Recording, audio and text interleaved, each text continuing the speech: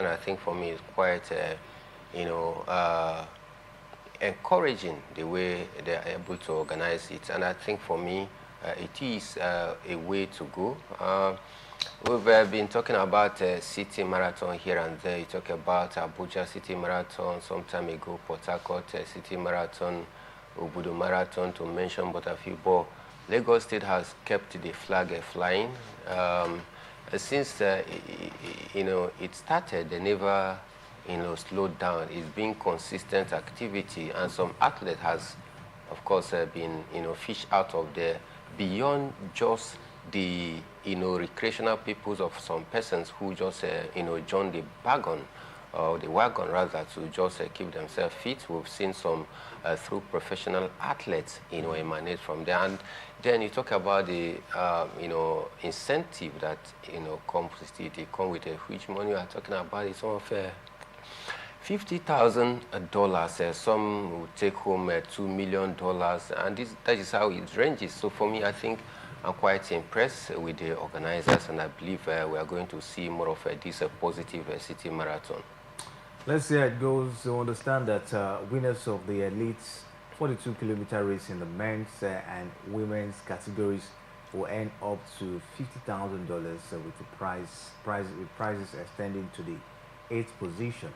Nigerian runners competing in the same category will vie for cash reward ranging from 2 million naira for the first place to 50,000 naira for lower finishers. For the 10-kilometer race, the top finisher in the boats and the both male and female categories will receive 500,000 naira, while prizes will be awarded down to the 5th position. And Mike, impressive prize money, just like of course you allude, down there. But the question has been, we've been talking about this for a very long time.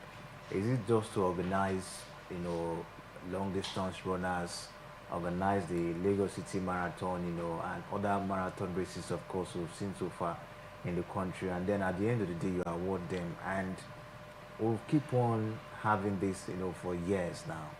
But we don't, as a country, we don't participate in long distance races when it comes to global events, and all of that. So I don't really know what's the situation of things in that.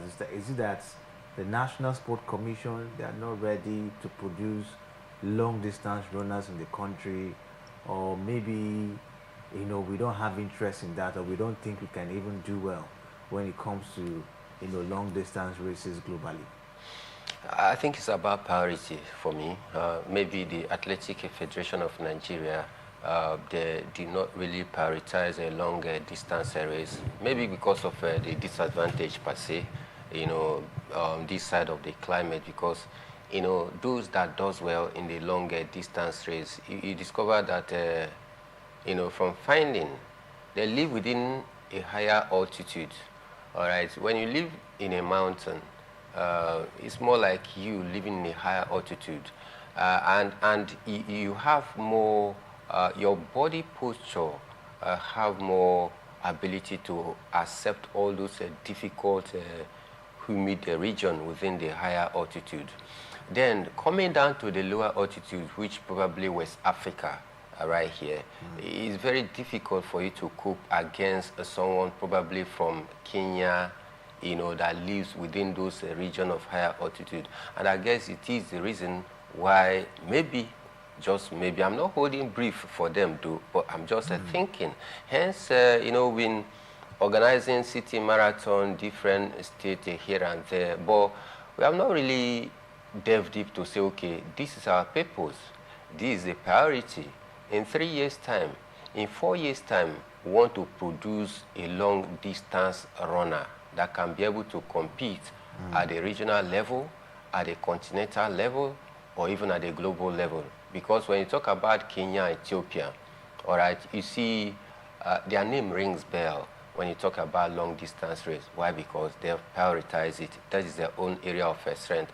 And I guess maybe this is the reason why the Athletic Federation of Nigeria have not really taken our time to prioritize training, nurturing and producing a long distance runner that can say, okay, when it has to do with serious competition, Nigeria can stand tall out there. But then we can also work it out. If we are deliberate and intentional about producing long distance runner, why not? We can do it.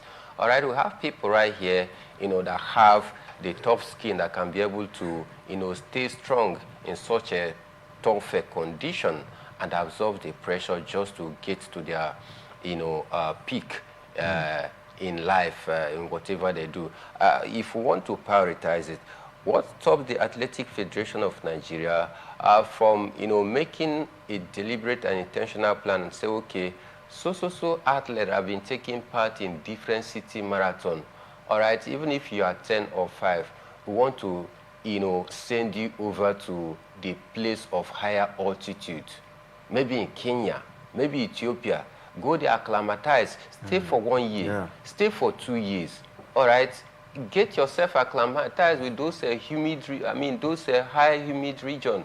And when you come back here, it is more like, you have already gotten adapted to that region. And you can also compete at the highest level with those, that came from that side, Ethiopia, Kenya, and name them. But then it looks as though we just prioritize a short distance race. We don't just give, much attention to long distance runner. And that is why we take it more like a fun, all right? Or more like a recreational activity where people just try to keep fit and join the excitement. Definitely in this Lagos City Marathon, you certainly see some person that has nothing, that has no business about athleticism, but they just want to feel among. You see them joining the crowd just for the fun and excitement of it. But you cannot achieve, plenty of, stars there, because after the dawn, some of those who join the bandwagon just to get excited and get themselves, they will shortly go back to their nest. They will roast. All right, they will go and rest. Take their bed, find food to eat, sleep, and wake up the next day, and you say you're keeping fit. It is done. All right, so I guess it is the reason. But then when the Athletic Federation of Nigeria begin to prioritize it and say, okay, this is the intention, this is the way forward, this is what we want to do in the area of distance running, and I can assure you in the next 2 years, we'll certainly have 1 or 2 names that will be up there, to represent us when you talk about long distance race. Sometimes globally, you'll be hearing about, cross country. There's a race we call cross country. Basically, you see special athletes, taking part in cross country. Maybe you wake up in the morning, they say, okay, this is the routine for today. All right, this is the routine for this month. Cross country, you are going to run around the city from so place down to so place. It covers so kilometers. And some of those that take part in cross country, they are the ones that translate, that strength into long distance, run. And that is how they become professional. But here, we don't really take, that serious. And I guess this is the reason why we have not been able to produce even one name. One name that is, you can search it and Google it everywhere. We cannot produce just even one name that we can say this is a standout performance when it has to do with a long distance race. And I think it is time we begin to prioritize that. All right, let's see how this one, of course, will go then. We hope that maybe the National Sport Commission will tilt their attention, towards that. If maybe, of course, we look forward to produce long distance runners in the country. But away from that, the Executive Chairman of the State Sports Commission, Amadine Desmond Anabulele, has described the Niger Delta Games as a critical platform for grassroots sport development, youth empowerment, and regional integration. Anabulele spoke when he played host to the Managing Director of the Niger Delta Development Commission, Mr. Chidu Ebi. Ebi was in the States to review the level of preparedness, strengthen collaboration, and reaffirm commitment of all stakeholders towards delivering a successful and impactful festival. Anabulele said the games were more than a competition and a deliberate investment in the future of Nigeria youth. So We'll see how this one, of course, will go down. The Niger Delta games just by the corner, and we'll see how this edition will look like. But let's bring you the latest coming from handball this morning, as Nigeria's senior men handball team, the Golden Arrows, recorded their first defeat in the Group A of the main draw of the final eight at the 27th Africa's Men's Handball Nations Cup after a 27-24 loss to Angola at the BK Arena, Kigali, Rwanda. Angola took control early in the contest, edging the first half 14-11 after capitalizing on key moments and defensive solidity. Despite a spirited response from the Golden Arrows in the second half, the Southern Africans spurred on by star player Claudio Andre Patricio, who netted 14 goals down there, maintained their composure to see out the game and seal the victory. Nigeria will now turn their attention to a crucial clash against Egypt, where a favorable result could secure a place in the final four and potentially see a long-awaited qualification for the 2027 World Championship in Germany. What's your assessment on the performance of the Nigerian handball team? I think it's been fair. You know, they won their first 3 games, all right, before they were breached, you know, just yesterday when they suffered their first defeat. I think it's been, you know, a good start for them, but then they still lie ahead, some hurdles for them to cross. And I believe with this first defeat, they are going to go back and do self-appraisals and possibly see how where it went wrong and correct that going forward to ensure that they continue with this impressive start, which saw them won their first 3 games. Moving on, I think the coach, you know, being who he is, his responsibility is to take a look at the weak areas in his team and try to find a balance within those loopholes and see how to correct them and see how the team can move forward for a better performance.